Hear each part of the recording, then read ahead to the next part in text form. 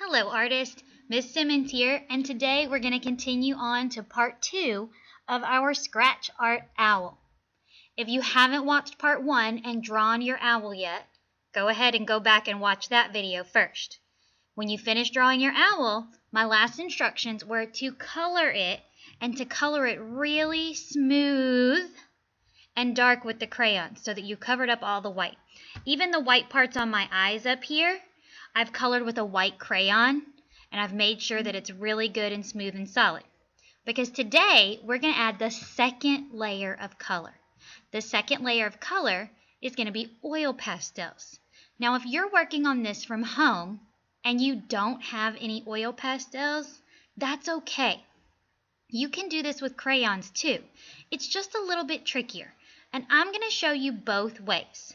So I have, for my supplies today, I have my oil pastels. I also have some crayons right over here off camera so that I can show you how to do it with crayons. I have some watercolor paint. Any kind of paint will work. We're going to paint this background when everything is all said and done. So I have my water and my brush ready. And then the most important part for the scratching is some kind of tool to scratch into your designs. I'm using a little wooden scratching tool because I buy these in bulk from an art supply company. But it does not have to be a scratching tool. There are so many things around your house that you could use. For example, if you have toothpicks, that's basically just a smaller version of this. Those work great. Popsicle sticks, plastic utensils, plastic forks. You could break some of the little pieces off and use a plastic fork. You could even use the side of a regular fork. And all these supplies are non-toxic, so you just have to throw it in the dishwasher when you're done.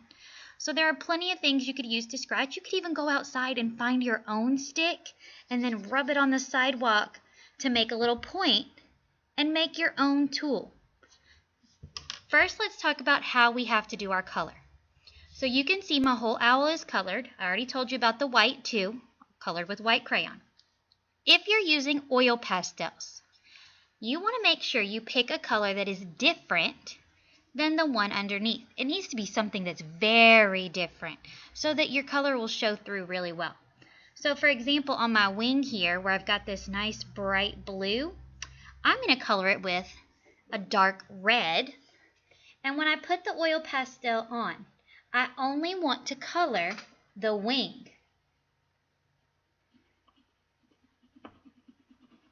And you'll notice when you're coloring that if you put your crayon on really good and thick, the oil pastel should go on pretty smooth.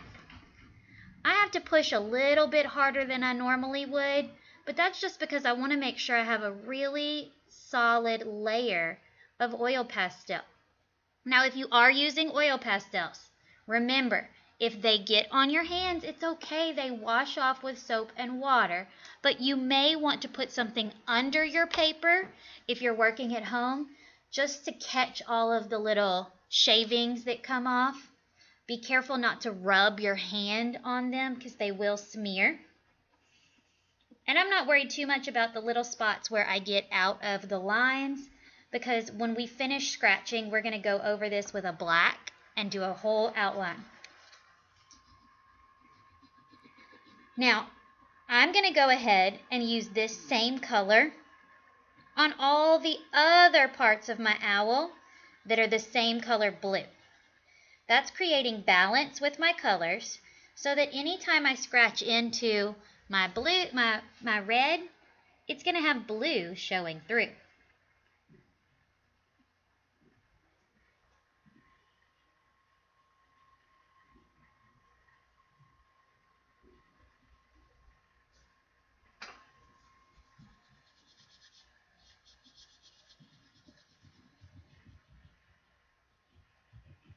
And it's important that you color it smooth. If I leave it scratchy like this, then when I scratch in my designs, you won't be able to see them.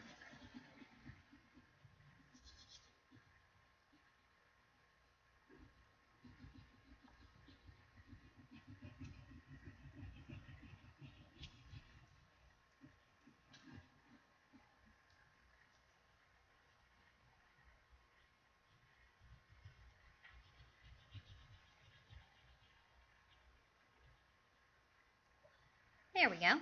Now all my blue is covered. Now I've got to pick something else. For this orange and pink, I'm going to use this really dark blue. These nice dark colors will really make the bright colors of the crayons stand out. Now, if you are using crayons to do this, you could do two things.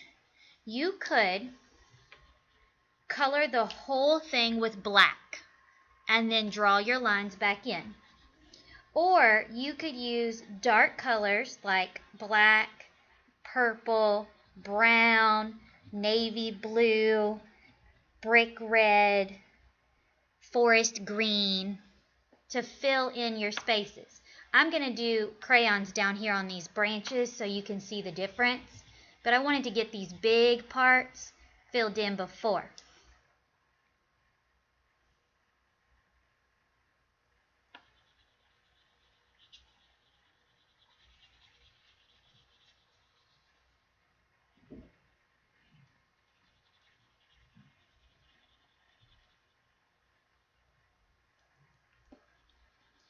Now you'll notice this color is not quite as opaque or thick and solid as the red. I can still see little bits of my color poking through.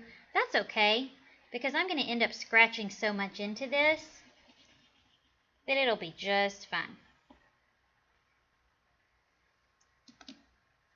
Alright, now down here at the bottom I'm going to show you how to do it with crayons. So let me shift my supplies a little. Now if you're going to use crayons, it works best when you use darker colors. So I have a black and a brown here. I'm going to do my feet with the black. And when you color with the crayon, you have to make sure that you go over it a few times, because sometimes the crayon will start to pick up itself. So if I press too hard, this black will start to stick to itself and it'll pull up big chunks of color. But you can see that the black is going on just fine and it's covering up the orange. Now if I were to zoom in, I'm not going to do that because my camera gets kind of blurry when I do, but if I were, you could kind of tell the orange still shows through. So if you're using crayons to do your scratch art, it's not going to be as thick or smooth looking as the oil pastel, but the same process still works. You do not have to have oil pastels to make your own scratch art. You can do it with just crayons. You could even do some research. There are even more ways to make scratch art. You could do paint. There's a type of washable paint called tempera paint that's very cheap. You could buy that and you mix in a little bit of dish soap with it so that it sticks to the crayon on your paper, and then you can scratch it off when it's dry. That works really well too. I'm going to go ahead and finish mine up with some oil pastels because they go a little bit faster, and then we can start scratching.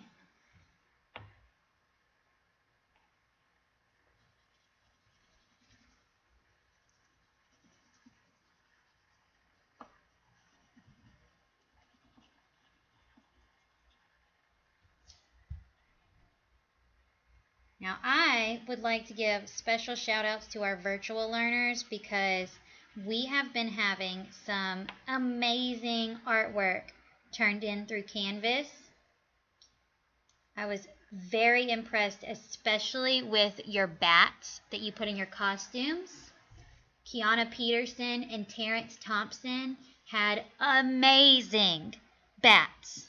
They were unbelievable. I really miss getting to see all your faces and hear all your voices every week, but it makes me so proud to know that while you are at home, you are still creating and having a great time.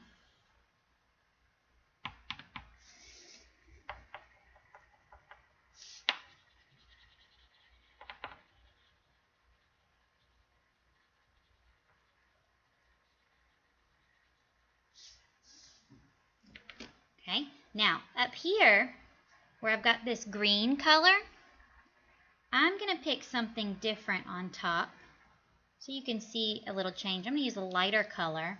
I'm going to go over it with a gray, just so that when I scratch it off you can see the difference.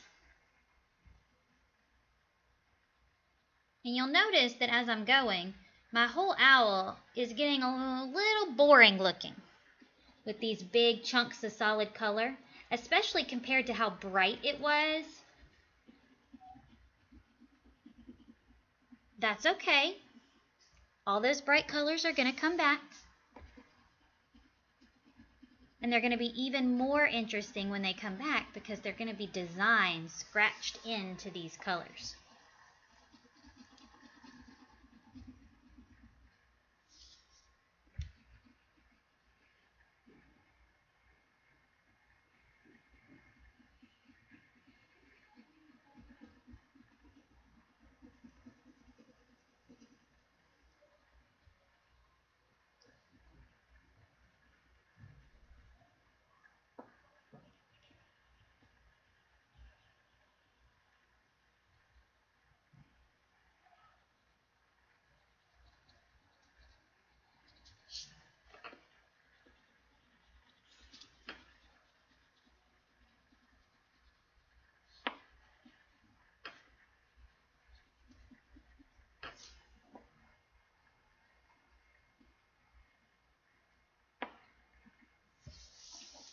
Okay, only 3 parts left. My eyes and my beak. Now when my beak is this nice dark purple, I'm going to put a lighter color on top of it too. You'll still be able to see the purple through my color, just a little bit, but if I put a dark color on it, when I try to scratch it off, the purple would just blend in. So I'm going to use a little pink there, and I can use whatever colors I want on my eyes because they are light colors. So I'm going to put this fuchsia. I think it's actually called red violet, but fuchsia is a really fun word to say.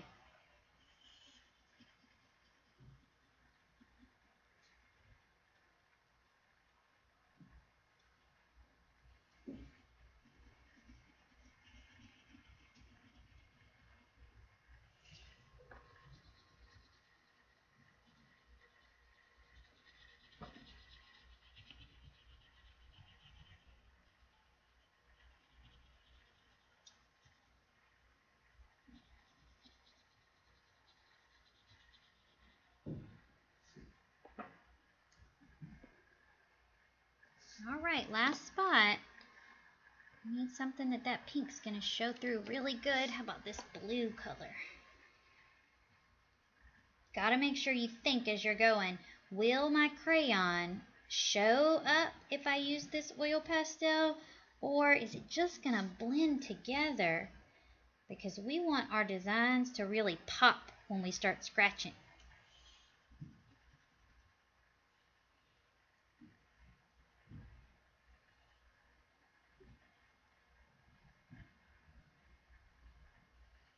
Okay, now I'm going to put my oil pastels away. Using whatever tool you have to scratch, you are going to put patterns and designs into your owl. So I'm going to start up here on my ear, and I'm just going to scratch some lines in. As I'm scratching, my little tool is pulling off little shavings, and they're kind of sticking. Can't see that. Maybe if I hold it over the white. They're kind of sticking to my thing. So you'll notice I kind of move over to the side and brush it off a little every now and then. But I'm not worried about my paper. With the oil pastels, when they're fresh like this, they're very wet and sticky. And if I try and rub it, they're going to smear. So I am actually going to leave mine alone on the paper. And then when the paper is dry, all those little clumps of oil pastel will fall off. So all I'm going to do is carefully go through each section and make different kinds of line designs. I'm just scratching in patterns using my little tool, to give my owl some texture. If the little shavings start to bother you too much, you can always pick your paper up and kind of tap it on the back to shake some of them off. They don't really bug me, so I'm going to leave them until the end.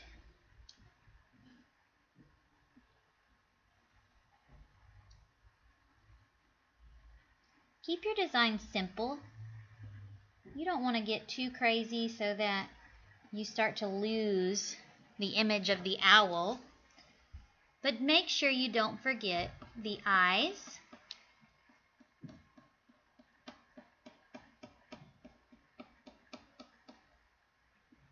and the beak. Those are the two parts that I always have people forgetting to put designs in.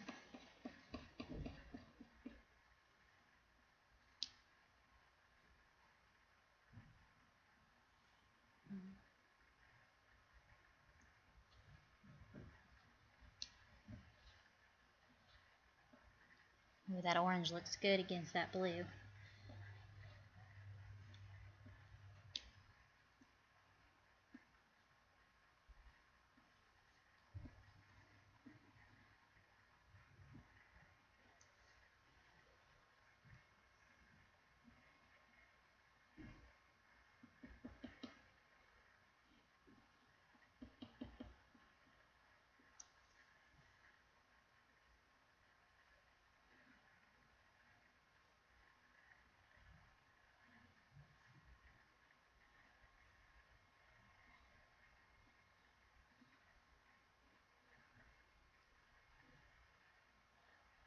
Keep going with your scratching tool until you've scratched it all off. I want to go ahead and show you what the crayon part looks like, just to give you an idea, but it scratches off just fine.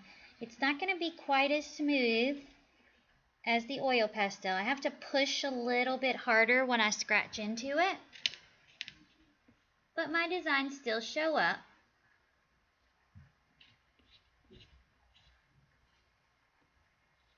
Now, I'm going to leave the rest of this and I'll finish it later. I've got lots more to do inside this blue part and the wings and then the branch. When you're done, paint the background. Just one color all the way around. And at the very end, after your paint is dry, take a black oil pastel or a black crayon and give it an outline. I'm going to go ahead and start mine so you can see. Make sure that when you do the outline, you get every little part, inside and out. It's really going to make your colors and your patterns pop. Now, I'm going to go ahead and finish mine. So if you want to watch how I do it, you can just let the video play. But if you are all ready to do your scratching and finish your owl, you can skip to the end and see what the finished picture looks like. Then do yours and move on to submitting it through Canvas.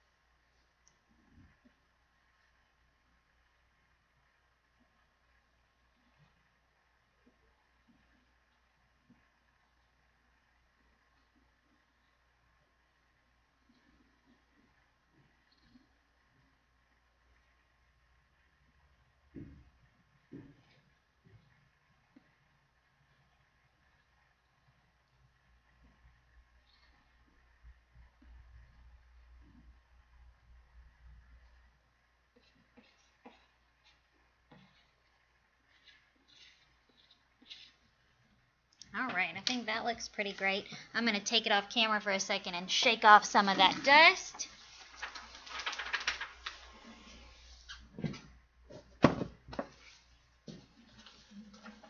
So that we can see it a little better. There we go. That is a really interesting owl. And the last step is just painting the background. When you choose your background color, make sure you pick something that's going to make your owl pop and stand out.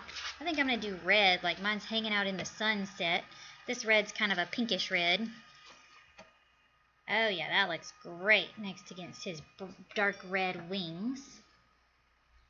I hope you have a lot of fun making your own scratch art. Once you understand the process, it's a great way to make cards and notes to send to people.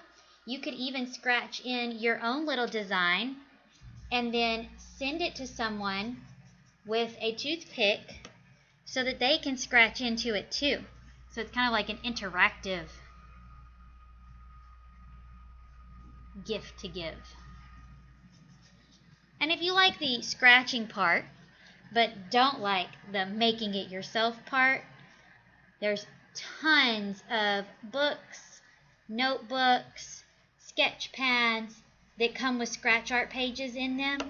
I even sent out Valentine's one year that were little scratch art cards. So all you have to do is look around when you're out shopping with Mom and Dad. Have a great Gator Day, and I can't wait to see what you create.